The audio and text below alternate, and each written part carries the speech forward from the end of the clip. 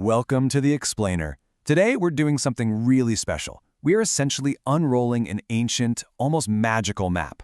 We're diving into a fascinating source document called Earthism, a primer on human divinity and universal mystery. And what it does is map out this rich, largely unseen spiritual landscape that literally spans the entire globe. Now, to be clear, this isn't about pushing any one specific belief system. It's about orientation, right? We're going to look at what human beings have done, why they've done it, and trace those hidden threads that connect seemingly totally different traditions. Wrap your head around this number for a second. 50,000. For at least 50,000 years, human beings across this planet have been reaching for something beyond the visible. Every single culture, without exception, has developed practices, stories, and frameworks for relating to the sacred. That is a massive, vast territory of human experience. And today, we're going to map it out together. So, here's the visual legend for our map today. We'll start with the core intuition, move into the 3 universal questions, explore cosmic archetypes, look at sacred technologies, and finally, navigate the threshold. Let's get right into it. Section 1. The core intuition. The unnameable foundation. Okay, so beneath all the different spiritual forms out there sits this single universal recognition that the material world floats on something much deeper. And the beautiful thing is, humanity isn't arguing over competing facts here. We're just using different cultural lenses to look at the exact same foundation. Whether it's the Hindu Brahman, the Chinese Tao, the Kabbalistic Ein Sof, or even what a scientific mystic might call the ground state, these are all just different names pointing to the absolute ground of being. Section 2. 3 universal questions. The human dilemma. That brings us down from that vast cosmic foundation right into the specific, grounded dilemmas we all face. The first great question on our map is cosmogony. How did this all begin? Because, when you look up at a starry night sky, you just inherently want to know the origins of everything you're seeing. And the cross-cultural answers we've come up with, they're just a beautiful exercise in human pattern matching. Did we pop into existence from absolutely nothing like in the Abrahamic tradition? Did we emerge from the ordering of chaos like the Norse myths suggest? Or, hey, maybe reality is just a divine dream, which is what Aboriginal Australian traditions hold. The variations are stunning, but that deep hunger to answer the question, that is totally universal. Now, once we figure out where the universe came from, we immediately shift our gaze right back to ourselves. The second question is anthropology. What are we? What is our actual place in this grand architecture? Again, the traditions offer these diverse but deeply connected answers. Are we fallen and exiled, spending our whole lives just trying to remember our origins? Or are we evolving, literally the universe slowly waking up to itself? Maybe we're actually already complete, and we just need to snap out of the illusion. Ultimately, so many traditions view us as a microcosm, literally the entire universe contained in miniature, right inside you. Which leads us to the final and honestly perhaps the most urgent of the 3 universal questions, soteriology. How do we get free? What is the ultimate human goal of liberation? And practically speaking, how do we actually achieve it? Well, humans have mapped out all these diverse paths to freedom, mostly based on our unique temperaments. If you're someone driven by love, there's the path of devotion. If you're a seeker of truth, there's the path of knowledge and direct insight. For the active, roll-up-your-sleeves types, there's karma yoga, which focuses on just doing right in the world. And for those drawn to the mysteries, there's magic and tantra, working with the subtle forces of reality. It's all about finding the right key for your specific lock. Section 3. Cosmic layers and archetypes. The inhabitants of the map.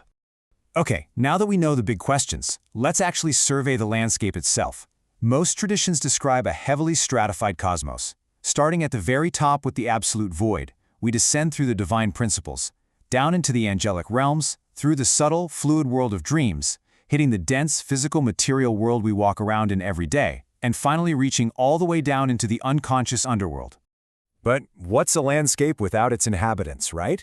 As we navigate these different cosmic layers, we keep bumping into these timeless, almost fairy tale-like figures that show up in every single culture's stories. Let's do a quick archetypal roll call. This is where you really see the underlying unity of human imagination. Take the trickster, for example. Whether it's Hermes in Greece or Loki in Norse myth, they might wear completely different cultural masks, but they do the exact same job, breaking the rules to catalyze change. It's the same deal with the Earth Mother or the Savior. These aren't just quaint myths. They are the recurring cast of characters in the human psyche. Think of them like humanity's original cinematic universe. Section 4. Technologies of the Sacred. Tools for the Journey. Now, here's where it gets practical. We didn't just sit around theorizing about the divine, we built actionable technologies to access it. Humanity developed highly specific methods, everything from patterned rituals and rhythmic chants to pushing the physical body through dance and fasting. We even discovered chemical keys, like entheogens such as ayahuasca, to literally pry open the doors of perception. From consulting the tarot to dream incubation, these are ancient, highly practical methods designed to make the invisible visible. Section 5. Navigating the Threshold. The current moment. So what does this all mean for us today? Well, we're living in a massive threshold moment. The old containers, like organized religions, have lost their authority for a lot of people, and scientific materialism has kind of left the cosmos feeling disenchanted. Yet, that deep human hunger for meaning, it hasn't gone anywhere. For the first time ever, traditions are mixing freely. We've got totally new access points, from meditation apps to AI. We're staring down an ecological crisis. Whether you want to call this transition a Vedic Yuga or a Western esoteric eon, the feeling of crossing a major threshold is undeniable. The gods, it seems, are stirring again. So, if you're a newcomer looking at this newly unrolled map, how do you actually proceed? Thankfully, our source material offers some really practical advice. Let's look at the rules of the road for the modern seeker. These are incredibly direct. First, just notice what draws you. Your soul generally knows its own medicine. Second, go deep into one tradition.